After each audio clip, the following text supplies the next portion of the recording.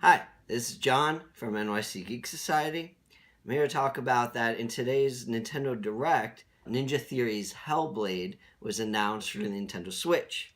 Now, if you've never heard about Hellblade before, it was originally a PlayStation 4 exclusive made by the same guys that made Heavenly Sword, Enslaved, DMC, Devil May Cry, and probably other games. But today it was announced on the Nintendo Switch, which is really interesting for a couple of reasons. Number one is that Ninja Theory last year was purchased by Microsoft.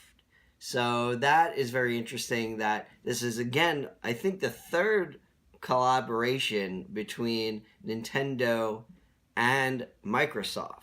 Now, the first one I would say was Minecraft being released for Microsoft and having the crossplay feature on that.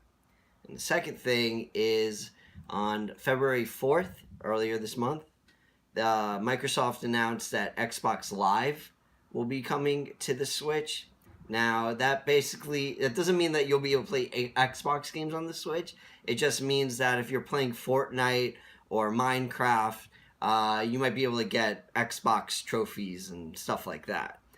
And now this is the third thing where Hellblade, which is made by Ninja Theory, is owned by Microsoft, and that's coming out on the Switch too. So I feel like that this is a very fascinating collaboration to follow, and I wonder what this means for Sony. Does it mean that kind of Nintendo and Xbox, Microsoft are going to be continuing to kind of team up against the big Goliath, monster? Well, we'll have to see. Now, a little bit about Hellblade and why I'm so actually excited about this is I want more people to play that game.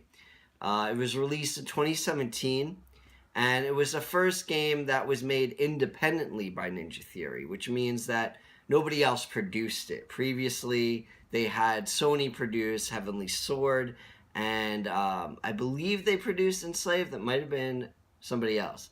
But Capcom definitely produced Devil May Cry. But this was going to be the first game that they produced themselves. They had released it, I think, for $30, which is obviously half the price of a typical AAA title.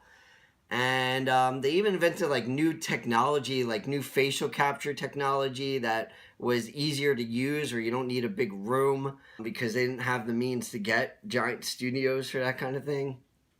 And they collaborated with Epic Games to build that technology. And Melissa Juergens, who had never been an actor before, she was their video editor. And she became the star of the game and ended up actually winning a lot of awards. So it's kind of like a game that nobody really knows about or talks about. And I'm excited that it's going to be having its right exposure on a new system, mainly Nintendo Switch, which was the best-selling console last year. So let me know what you guys think about this. What do you think might be some future collaborations between Nintendo and Microsoft?